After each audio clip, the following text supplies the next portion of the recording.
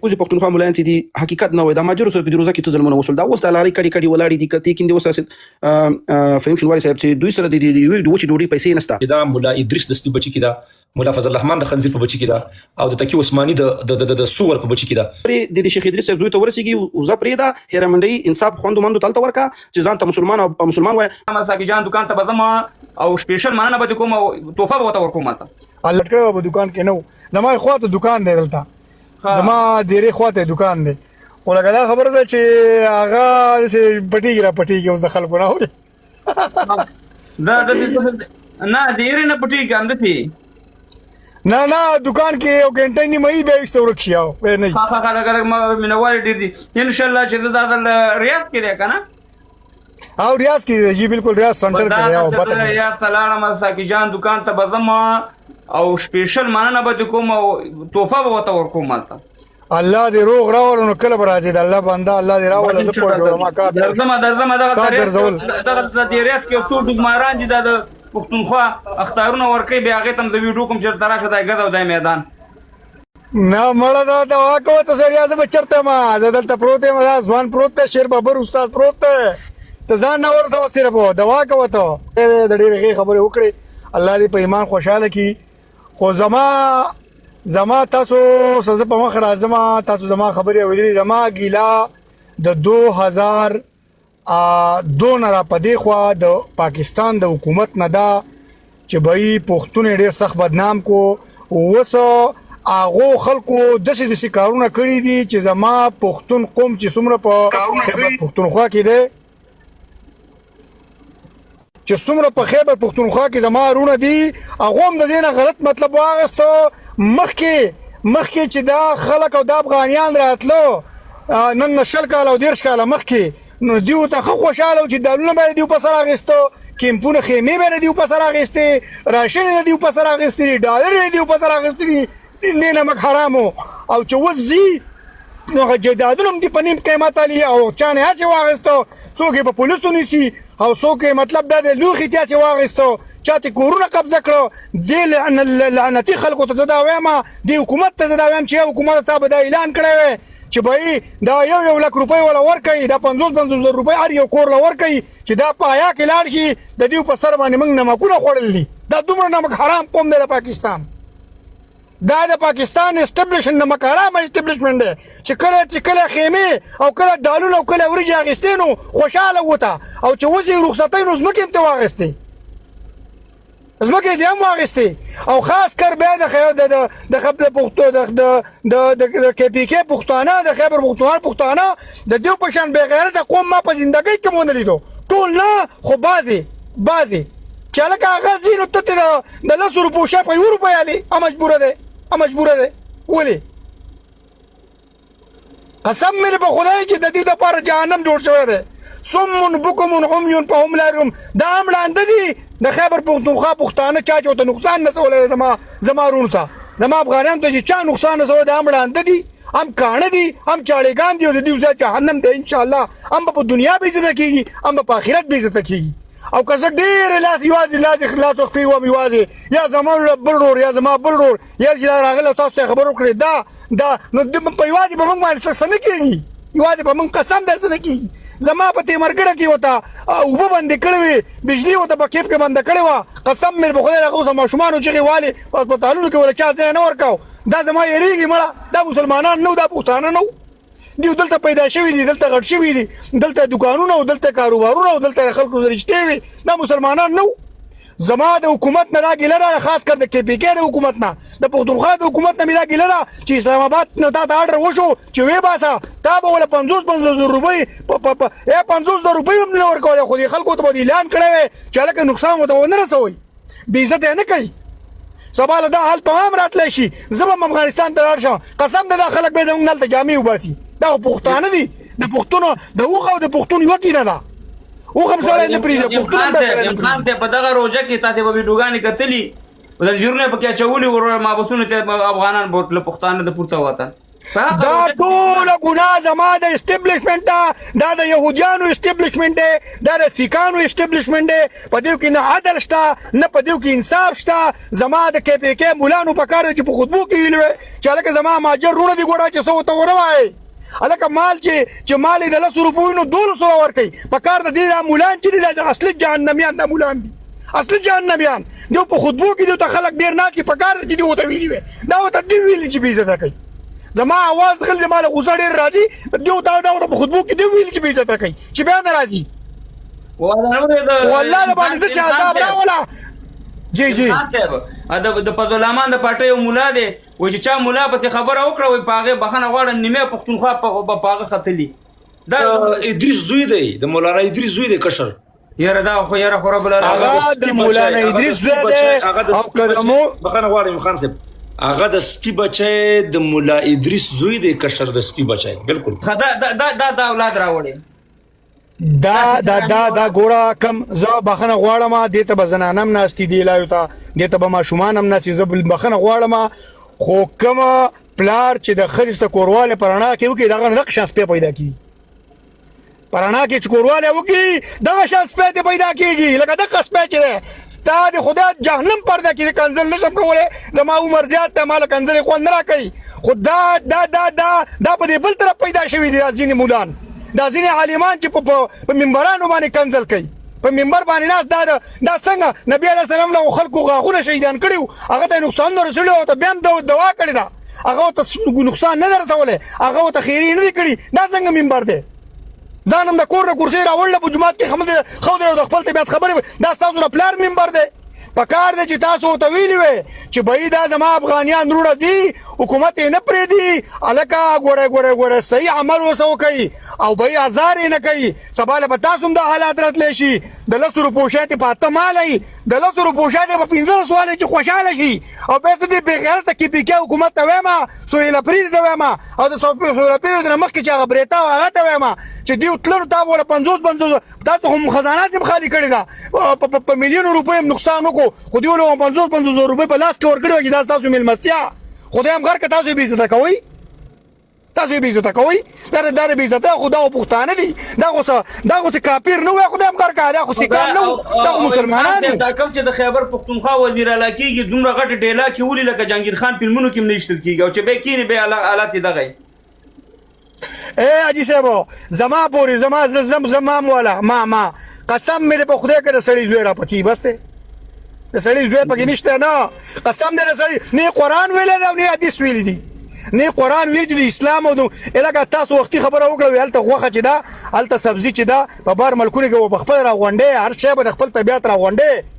ته په پاکستان کې په خیبر پختونخوا کې تر غونډه کا قسم دې کوي به ما ته کړي ککرای به ته ول 50 روپۍ زیات ورکو به هم دلته ککرای ما ته کړي الګا اسلام هغه څومره اصول چې دا زمونږ نه کافر واغستري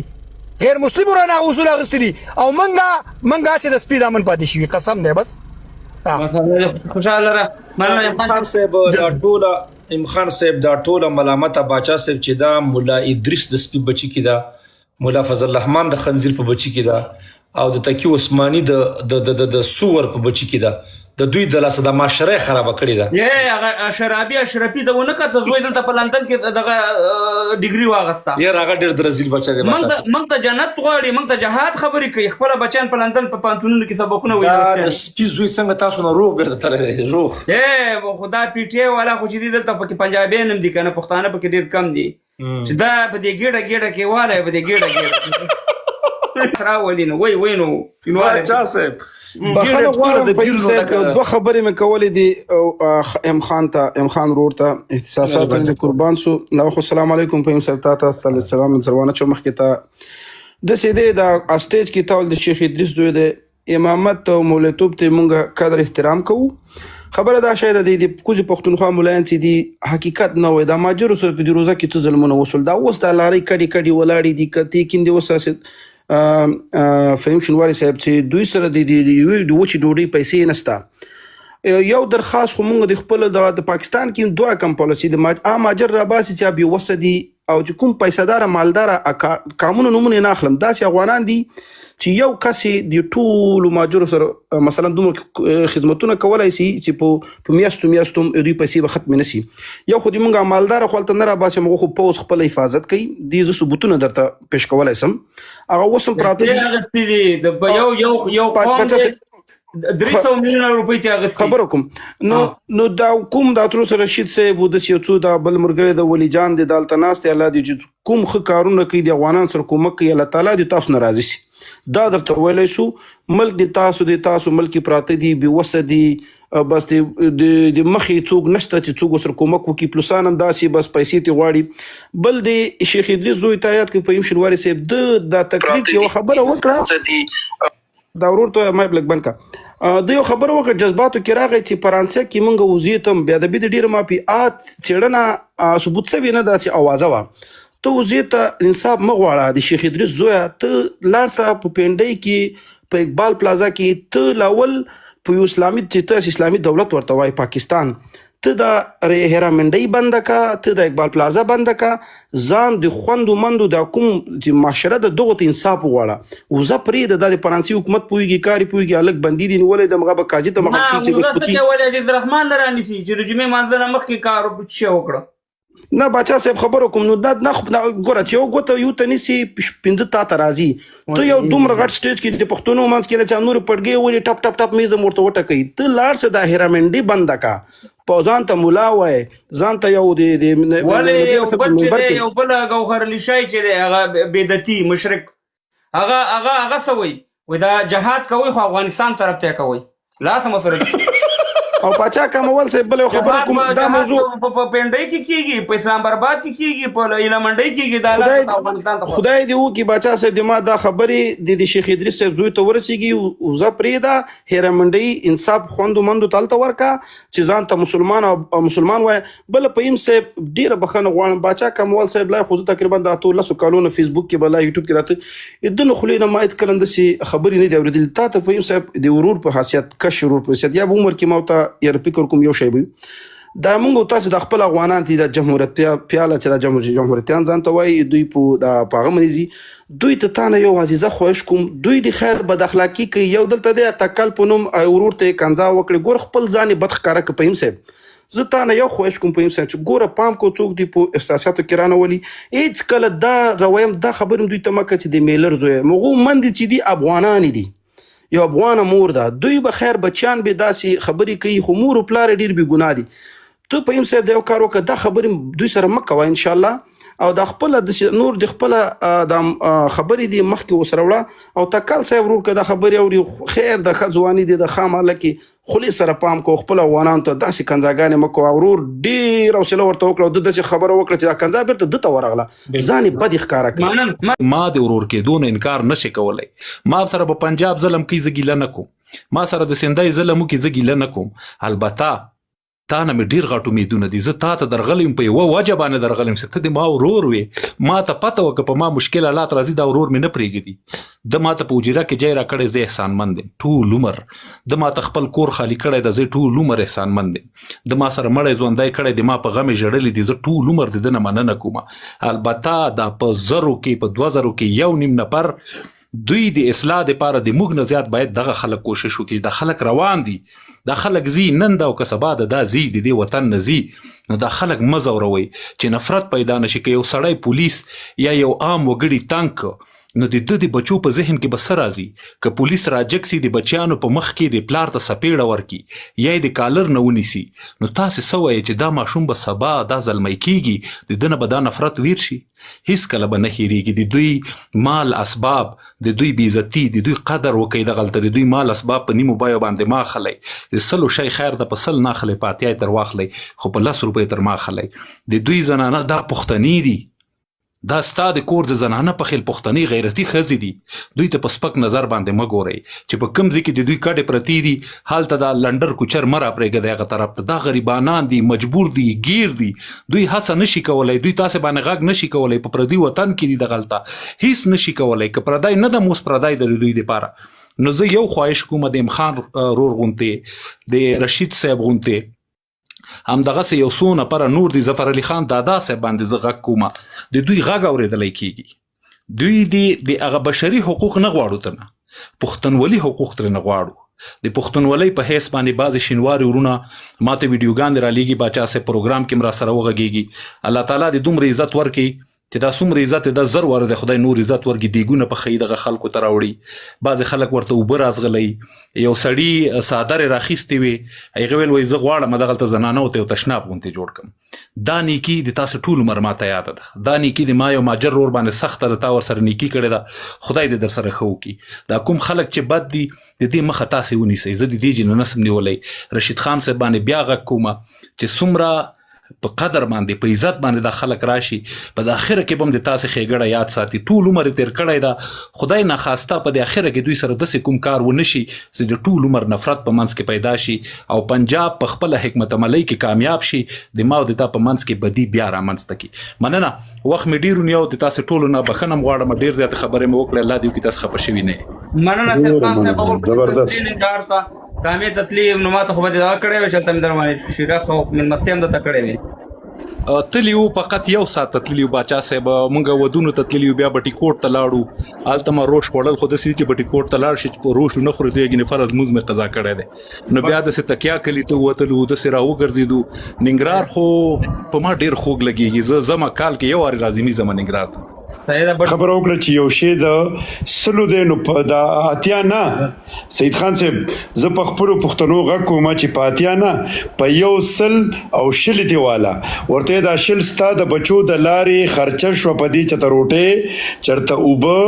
چېرته پیسو وخوره. دا زه د خپلو پښتنو چې کوم دلته په ښکته پښتونخوا کې دي او زمونږ کوم افغانان کډوال زمونږ وروڼه زمونږ خویندې دي روان دي، نو کوشش وکړئ که یو شی د لکو روپو دی نو 1,10,000 وله ورکه. دا 10,000 د هغې د خوراکي دپاره او دغه دپاره ورکه. بقایا ډېره زیاته شکریا ده کوم او انشاءالله سید خان صاحب د پښتنو نه به ګیله نه کوي او نوره ذمواري نه علم. نه الله مباد لره.